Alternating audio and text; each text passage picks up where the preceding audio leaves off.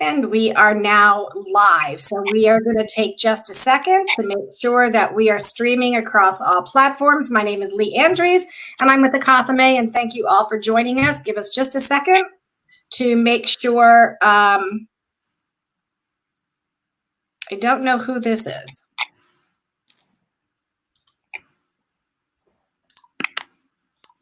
Okay. All right. It looks like we are live. I don't see us live on LinkedIn, but as of yet, we'll get a notification. There we are. Get started now.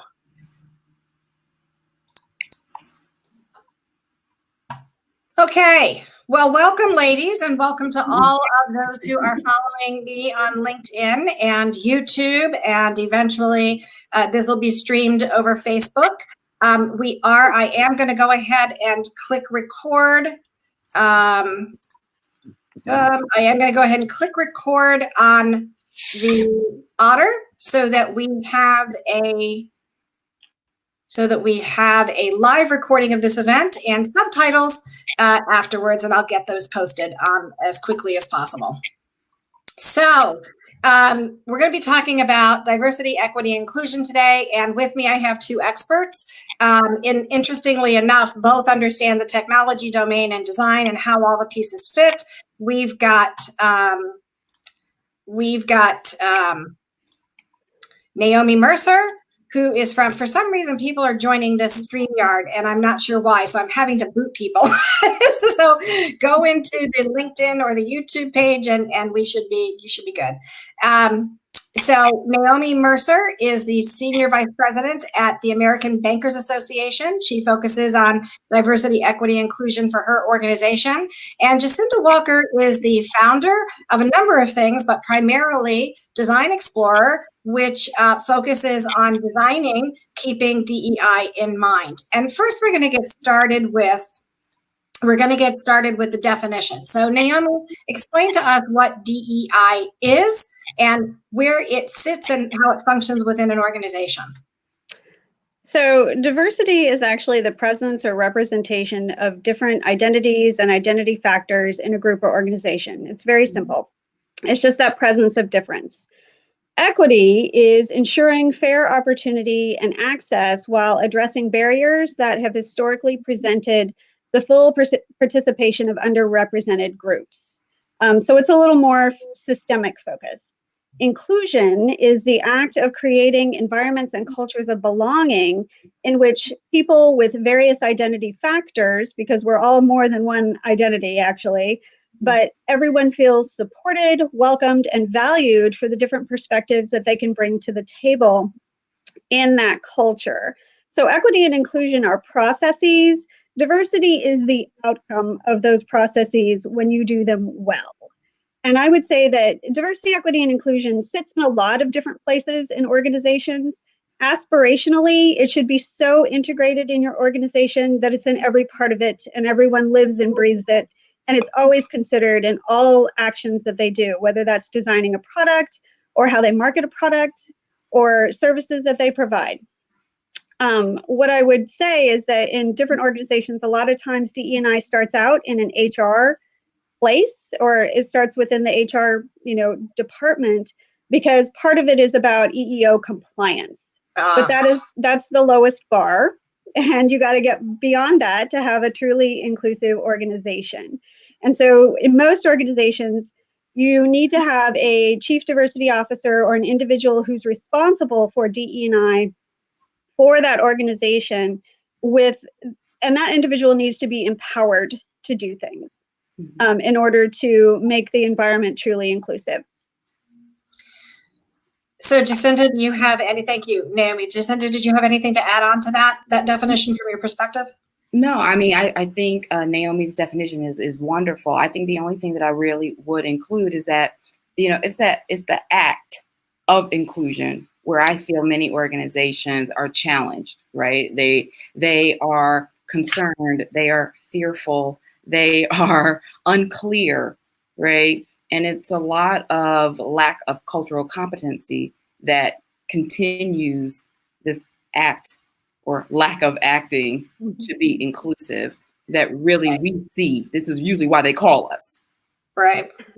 So let me just understand something here. You said there is a fear. Mm-hmm. What is that fear? Fear is just of the unknown, right? If I say I don't know what this means, if my company hasn't acknowledged that we have only one type of person here, if we only do it this way because we've done it the last 20 years this way, like fear is deep. Fear is deep, and it is a really ingrained quality that some organizations have that cause this to continue. Because I think there are lots of things that happen along the way where you're just like, maybe.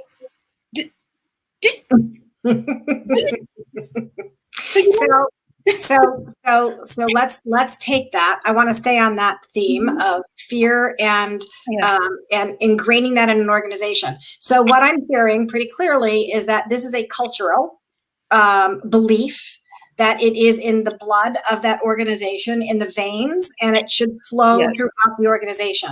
So and the culture piece, let's drop this really fast. It's not all about race and ethnicity, right? Right.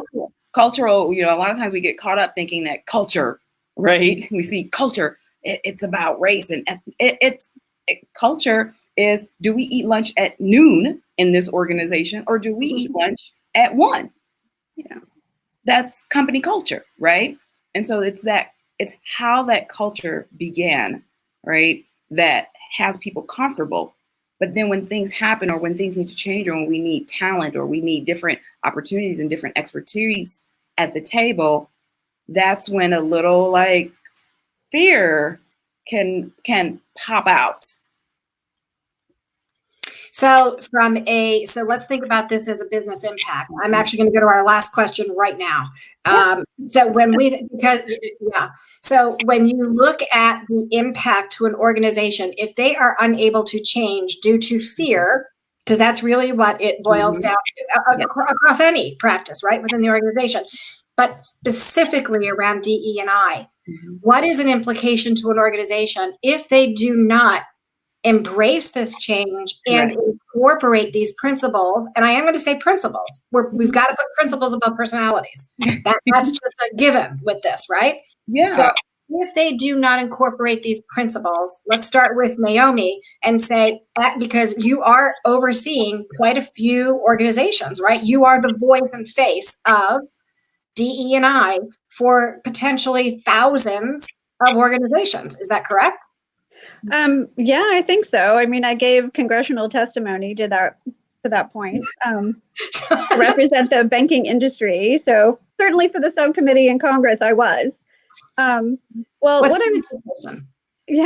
would say is that the cost to organizations, first of all, the business case for DE&I has been made over and over and over. Diverse teams that are also inclusive, and that's the key thing. They can't just be diverse. They have to have cohered as a team and be inclusive. They outperform homogenous teams over and over again. Diverse leaders in the C-suite and on boards, they make better decisions because their members approach challenges from different perspectives, and they have moderating influences on each other. And the different perspectives helps different members of the group understand implications of proposed solutions for different groups of customers, for different groups of employees, et cetera. The cost isn't just money. A workplace that isn't inclusive doesn't retain, quality employees. And certainly there are costs just in replacing each employee, recruiting costs and loss of institutional knowledge. But there's the unmeasurable cost of the loss of innovation and creativity that diverse perspectives enable. There is the unmeasurable cost of people's mental well-being when they don't feel included and valued for their perspective and their life experiences. That's a cost to society as well as to the company. I think that the impact, right, of this fear, like what happens if you're not doing this? One is that you put yourself in a position to continue a monolithic culture, right? And this monolithic culture, it's like bad cement. It just gets heavier and heavier and crunchier and like it's just this monolithic culture. The other thing that I always like to remind organizations of this necessity, right? Like this is something you should be thinking about. I understand you may be fearful about it, but if you are working or nearing this monolithic culture, you're probably having poor product innovation right now, right? There's probably some sameness, some repetition that might be happening, because how can you create and expect new when everybody at the table has been there 35 years already and everyone's from the same place and everyone has the same types of things and everyone's had the same experiences? How do you expect to create anything new? It's the opportunity of having different voices from different experiences, from different areas and different walks of life, how innovation truly happens. Spoken like a beautifully trained and life-driven designer. That is music to my heart, Jacinda. I am. So the reason that I wanted both of you on this live call today is because we've got somebody in Naomi who oversees the E&I for an organization, an association that supports other organizations. And we've got somebody who came from the design aspect, right? Jacinda has an MFA. So she is by training, a designer who realized the lack of DE&I within design, within that function. So how do people in an organization get started down this path? I mean, honestly and truly, you guys have been around this block more than me. Let's start with what are the percentages of companies that you think are doing this really, really well? I saw both of your eyebrows raised. You can have that one, Naomi. I don't know if I could give a percentage, actually. What makes diversity and inclusion really difficult is that it practically has to be tailored for every organization, for the culture that they have, the customers they have and the customers they want, the employees they have and the employees they want. Mm-hmm. So it all has to be tailored. And, going back to what Jacinda said about culture, I love the analogy of it being like cement, layered and layered and layered. When you have an assimilationist culture, it's just easy to expect that people coming into that company are going to assimilate to that culture, because then everybody knows the rules and everybody can operate the same way. But you do miss out on that innovation. And, it's that fear of change, absolutely, that if we change our culture, what are we going to lose? But it's also not understanding that if you can change the culture and be more expansive, what do you have to gain? And that is so much more. So no, I can't give you a percentage. What's your personal take? My personal take, other than it's really, really hard, is that it's still a really good thing to do.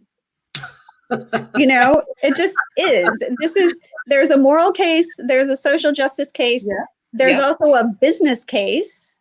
So there's so much research that makes the case that diversity, equity, and inclusion is an imperative in so many different realms. And I don't think that people, and it's not that they don't believe the business case. They know it can make more money for their company if they're more innovative. They just have a hard time knowing where to start. And so what I usually tell them to do is start with the inclusion of the people you already have. Start with the inclusion. I think what does that mean? Hold on. What does that mean? Well, I think that means doing team building and creating that inclusive and supportive environment where the employees you have and the customers that you reach feel included. The company gets a reputation, the organization, as a great place to work. And that's going to attract diversity to your organization. Okay. I also think, Lee, that it is a true and genuine desire to want more and the best, and that truly innovative type of thing you are trying to develop. Because the thing is that if you're only doing it to save some money, this isn't going to stick long. This needs to be ingrained, and part of that ingraining, doesn't just come from someone saying, oh man, we can save a couple of bucks if we start bringing in, right, A, B, and C. But it has to come from a desire, like a genuine, true, genuine desire to want this. And typically those types of things happen at the top levels and they come down. You know, those cultures and things are passed down. That's so right.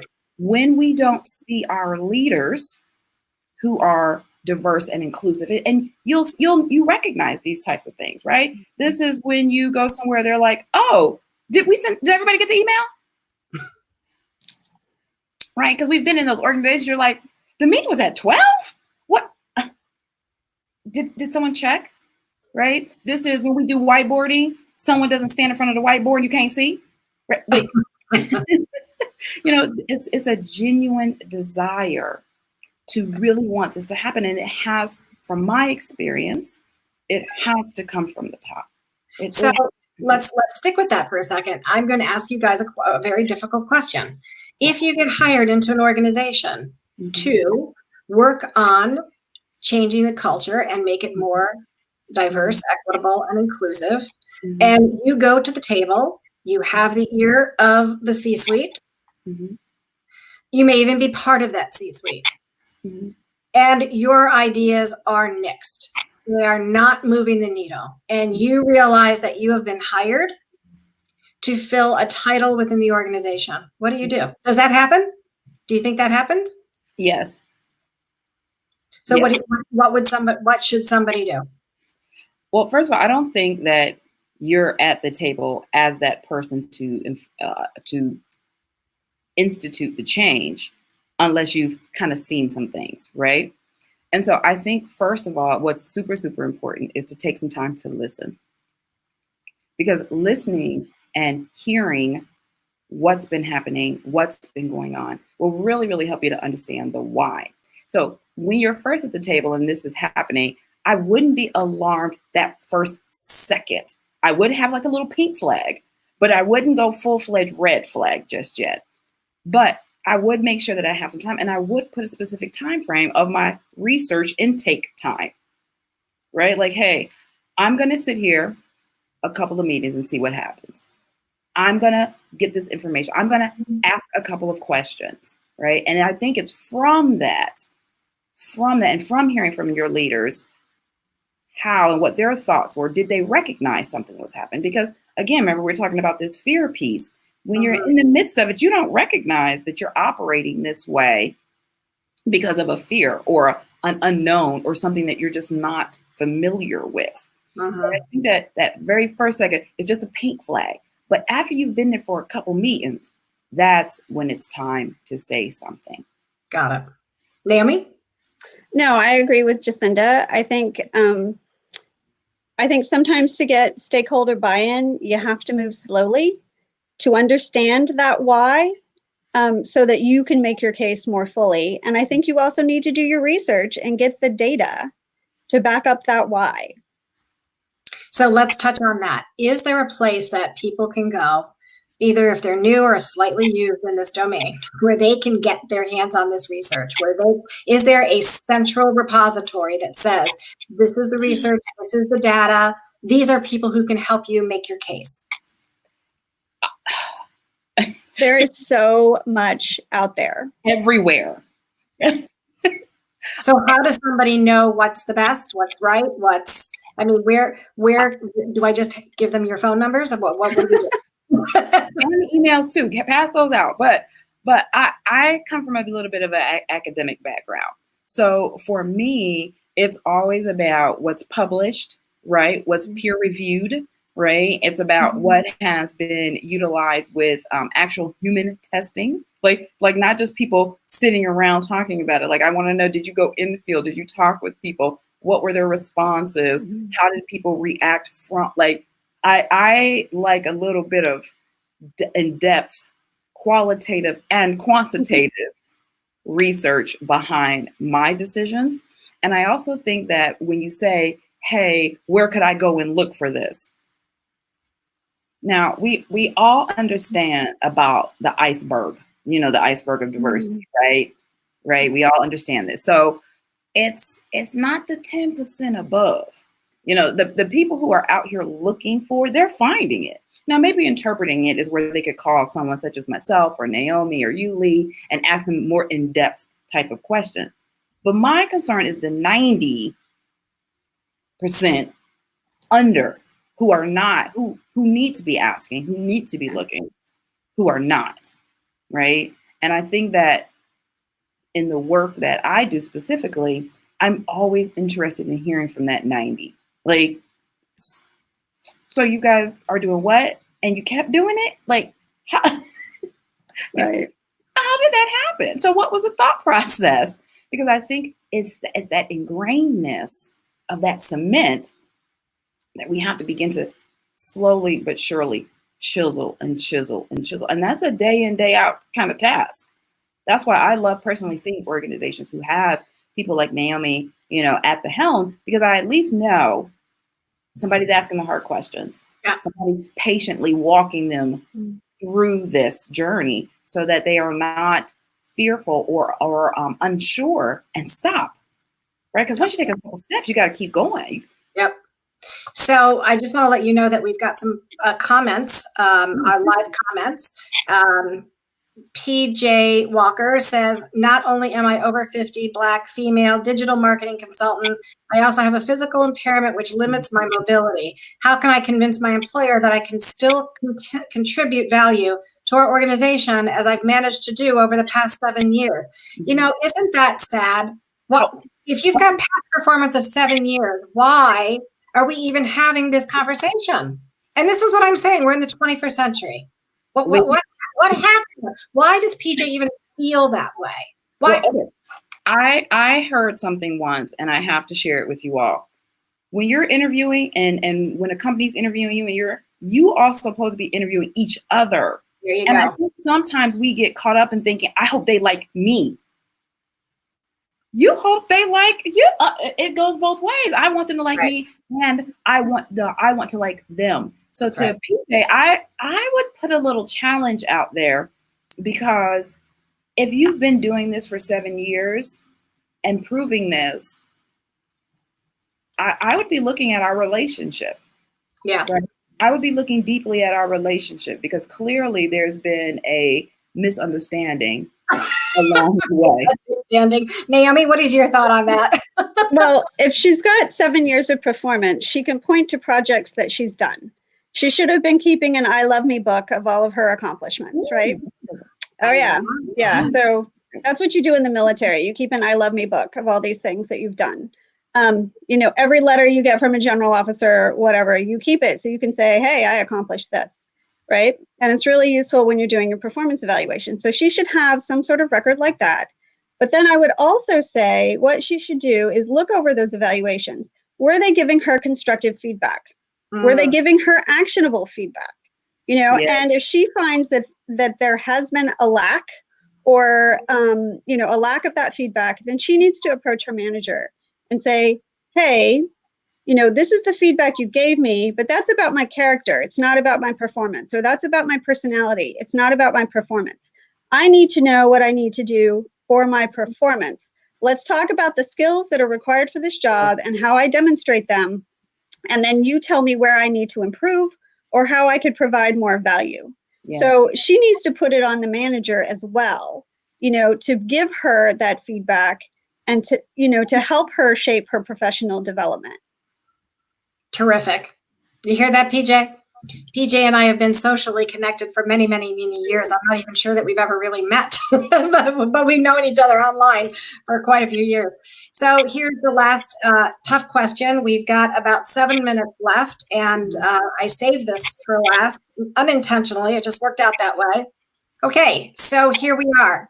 Ladies, we're in a pandemic, and workers have been forced, companies and workers have been forced to figure out other ways to get the work done. Absolutely. One of those primary ways for those who are not being tossed in front of potential, you know, infected people, such as our hospital workers, our first responders, they are now working from home. Mm-hmm. And oh my God, it can be done. Yeah. We have technology that allows us to collaborate. We have technology, I think it's the phone, that we can also talk to each other without a laptop. We have technology that can remind us of when meetings are happening. We have all of this technology that many people with disabilities have been using to live out their lives. What's going to happen? What do you think is going to happen? Can we put that genie back in the bottle when this virus is over? And how? This is a really big question. So now you've got people inside the company, managers and leaders, that all those excuses, unless that work is done in a SCIF, which is a cleared facility, highly classified. What do we do to make sure this genie stays out of the bottle and allows us to hire people from anywhere in the world who are superior at what they do and can help us get from point A to point B in our goals and our missions within our organization? What do we do with that, Naomi?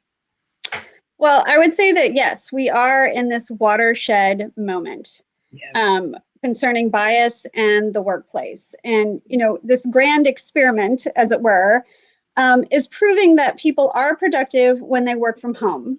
And they can manage their time, even if, their most productive hours, because say they have young children, their most productive hours might be after 7 o'clock at night when they put those kids to bed. But people are proving that, they're loyal to their employers, they're responsible about their jobs. They're grateful to have the jobs that they have right now because a lot of people have been losing their jobs. They're going to perform. And so I think that, this is ultimately going to show a shift to more working from home. And I think companies are actually starting to consider it. I mean, my company is. We're already starting to try and think about how we're going to do things in the future. And maybe we reduce some of the supplies that we need in the office. Maybe we reduce some of our office space. We already had a fairly healthy telework culture where everyone could work from home 1 day a week. But I see that also expanding, and one of the ways that businesses might be able to do this is that they have core business hours where everyone needs to be available. But beyond that, you get your work done when you get your work done. And I also think that working from home and, some of the not being physically in the office, all the time, it can remove other types of bias. I mean, first, there's the accessibility bias that people living with disabilities experience. Imagine how much more productive someone who is like mobility challenged, or maybe someone who has neurodiversity that they don't like large crowds. And so being on public transport is hard for them. Yes. Cutting out that commute time, that's great for their productivity. They've got that back when they can be working.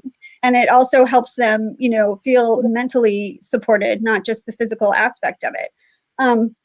But also, people who are either parents or caregivers, it gives them the flexibility to take, the elder that they're caring for to a physical therapy appointment in the middle of the day, knowing that they'll be able to get back to their work later and their work is not going to suffer. I think a lot of it is our managers need to trust the people that they're going to get their work done.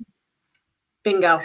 I love it. And I agree 112%. The 3 things that I wrote down while you were talking, Naomi. 1, transparency. And I'm going to use the word dual transparency, because I think our managers who may have been fearful or doubtful, they're seeing that employees and staff are doing it. So that what is really needed, where do I need to be at? When do things need to be turned in? That leads me to my second piece, is really being able to goal set now, right? Like before it was like, okay, well, we can talk about it Monday at the meeting on Thursday. Well, now that we're all digital and we're at different places, this concept of, hey, this specific time is our time. And here's how we need to make that more productive. And then last but never least, we have to have a better understanding of people, right? And I think this is where that relationship between the manager and the employee becomes so incredibly critical, because people are grateful to have their job. They are grateful for work. So being able to say, hey, I'm going to run to the doctor's office between 9 and 11:30, and I can take the car with you as soon as I return around 12 or 12:30. Will that work? And know that I'm not going to get I'm not going to get fired. I'm not going to get reprimanded over something that I just really needed to take care of. It doesn't mean I'm not committed. It simply says I had this to take care of really quick to continue. Okay, we are, I don't know about you guys, but I'm exhausted. I'm energized. Yeah, I am on fire with this. I really am. So your parting words. So take 30 seconds, and what is the message that you want to send to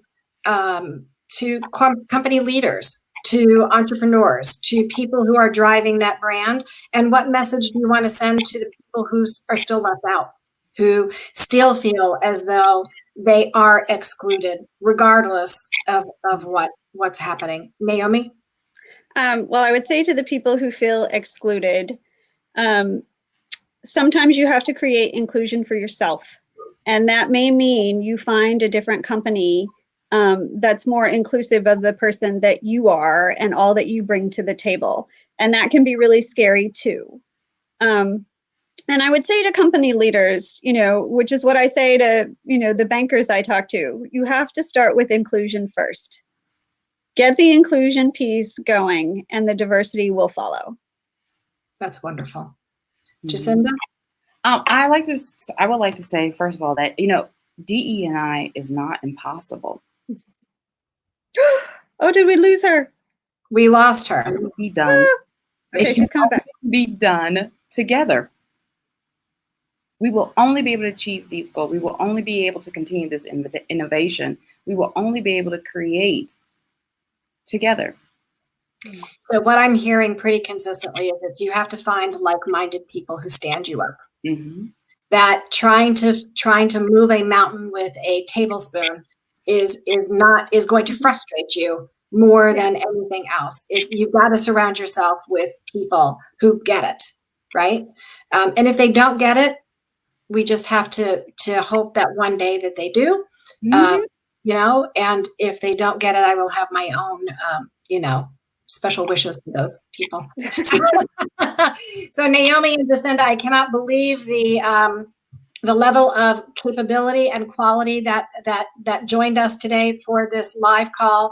Thank you so very much for all of your work, your advocacy, and the support. I know that you are probably viewed as the psychologist for the organizations that you support, and I know that can be exhausting as well. But know that your service is invaluable, not just to the companies that you support, the organizations you support, but to all of the citizens around the globe. So thank you for your service, and to all of you who are joining us today, thank you so much. This will be uploaded with closed captions or subtitles on all live platforms. So stay tuned for that. And thank you so much for joining us. If Naomi and Jacinda could just hang on for a little bit while I end the live portion, and we are going to be out. Take care, everybody.